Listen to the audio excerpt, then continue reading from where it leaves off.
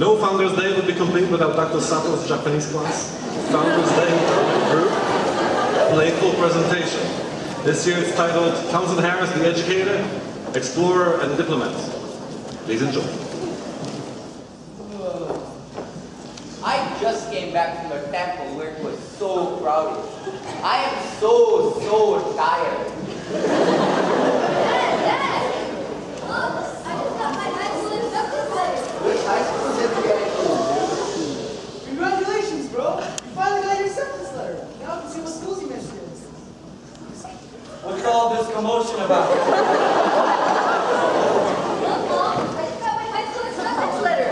I got it to Stuyvesant. And the school called Townsend Harris. Oh! Pranav, don't worry about it. Go clean your room. You kids need to learn practical skills that you could use in your life. Oh my goodness! Pranav, look over here! It says the high school application is due very soon. Pranav, you must decide to which high school you want to go to right now. I don't know which high school to go to.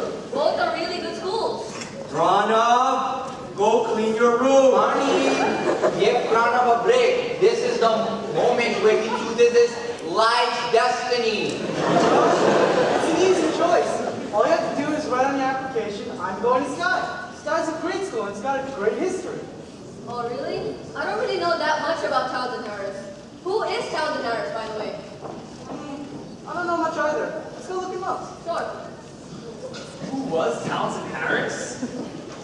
Well, let's begin in 1804, a very active year for the world. The global population reaches 1 billion. Napoleon declares himself Emperor of France.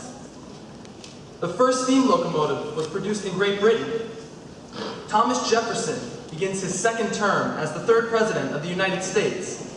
And Townsend Harris was born on October 3rd in Sandy Hills, New York. Coming from a poor family, Townsend Harris left school at age 13 to help his older brother's porcelain import business in New York City, and became junior partner of the business at only age 16.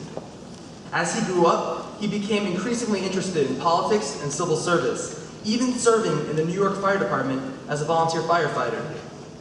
When Harris became the president of the New York City Board of Education in 1846, there were only 2 private universities in New York University and Columbia University.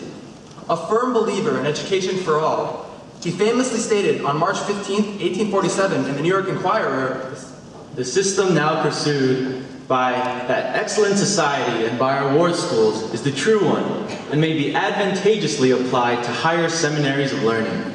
Make them the property of the people. Open the doors to all. Let the children of the rich and the poor take their seats together and know of no distinction save that of industry, good conduct, and intellect." This was the start of the Free Academy, precursor to the City College of New York. Harris resigned from the Board of Education in 1848, but the reasons for his resignation are unclear. Well, I can tell you why I resigned.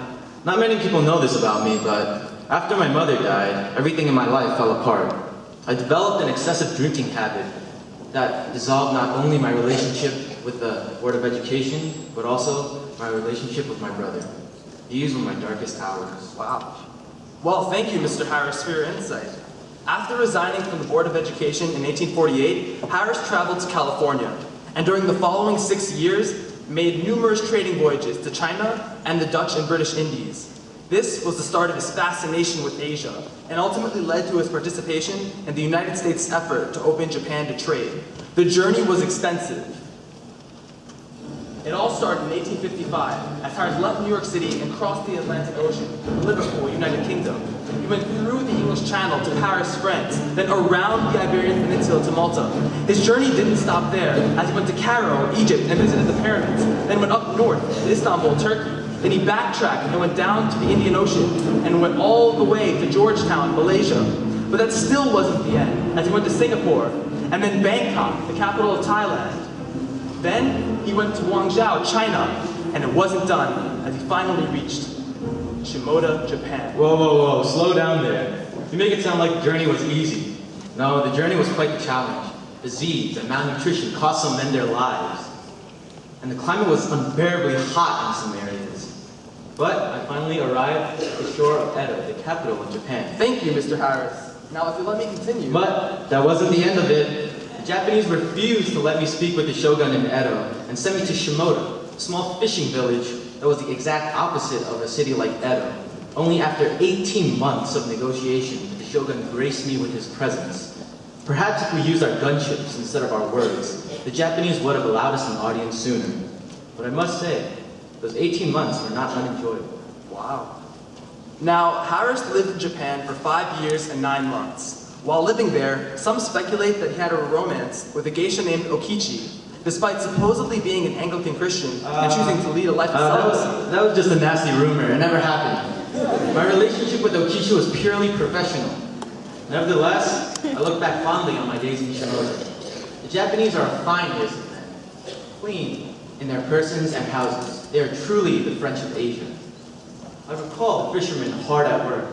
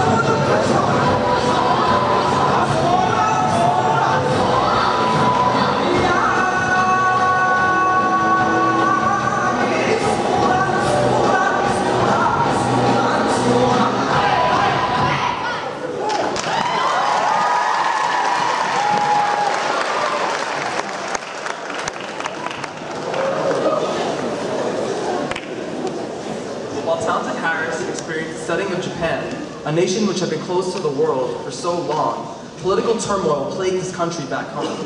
In 1860, Abraham Lincoln was elected 16th President of the United States, causing several southern states to secede and form the Confederacy. In 1861, Harris returned home to the United States, the same year the Civil War broke out. Harris was a very active war Democrat and supported Lincoln's efforts to preserve the Union. The South was at a severe economic disadvantage during the Civil War, and the Union initially thought that the war would be a relatively easy victory. However, the South had a moral advantage. They believed they were fighting for their way of life, and what they lacked in arms, they made up for in spirit.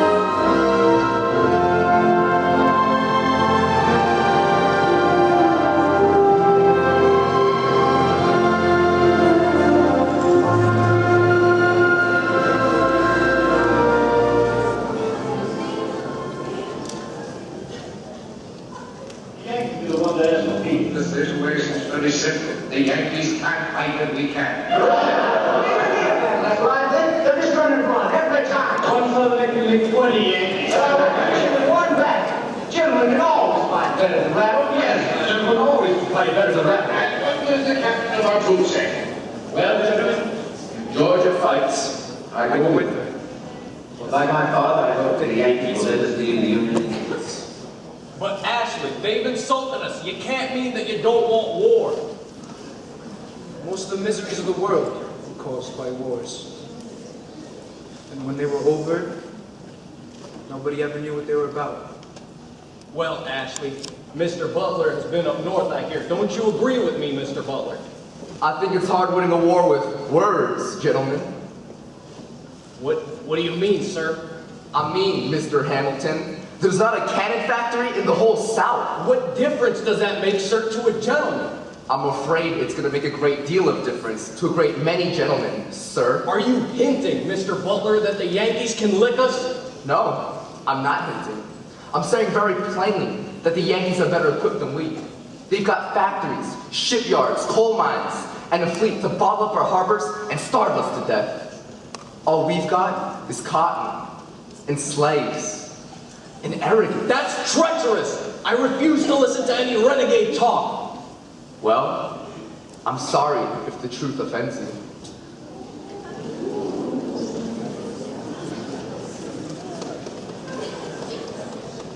Well, I'm glad we got past that war-crazed fool.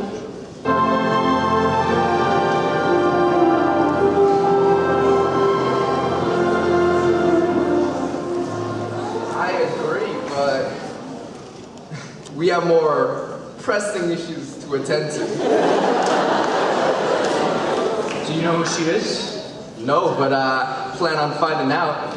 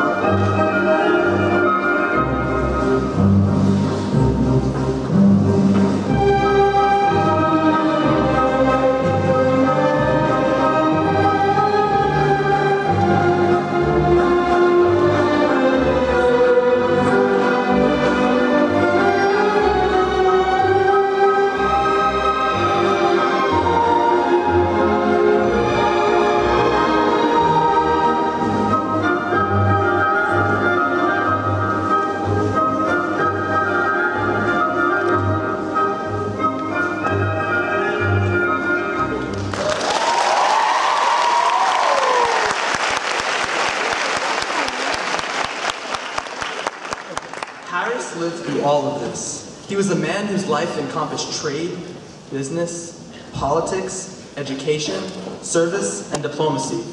He was a man of many talents, but not without his own troubles. Well, I suppose I could have had a better social life. But without me, the United States would have never opened relations with Asia, and certainly would have never uncovered the jewel of Japan. That's true. And Harris died on February 25th, 1878, at age 74, and was buried in Greenwood Cemetery in Brooklyn. After his death, Harris was forgotten by the United States, and unfortunately still remains an obscure figure in American history. However, in 1986, Japan dedicated a gravesite including paving stones, a stone lantern, and a cherry blossom tree to Harris, in recognition of the continuing respect and affection the Japanese have for him. His legacy still stands strong. Until it closed in 1942 because of budget constraints, Townsend Harris High School produced graduates such as Jonas Salk, Ira Gershwin, and Herbert Hauptmann, who revolutionized the arts and sciences and continue to be named synonymous with achievement. The school was refounded in 1984 by Dr. Malcolm Largman, who instilled the culture of the Ephebic Oath, a culture that was first forged by the ancient Spartans. From Dr. Malcolm Largman to Mr. Anthony Barbetta, Townsend Harris maintains its culture of personal, social, and academic growth. Well, I'm pleased to know that the seeds I planted during my life have grown. Hopefully, this institution will continue to develop. Now I must take my leave. I wish you all wisdom and peace. Aude sapere. Dare to be wise. Farewell.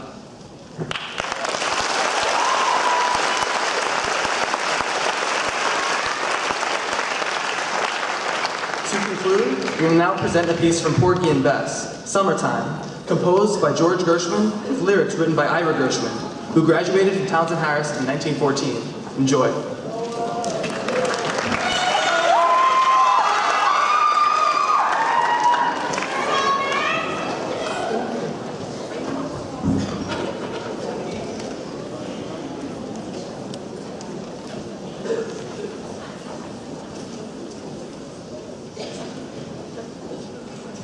Test.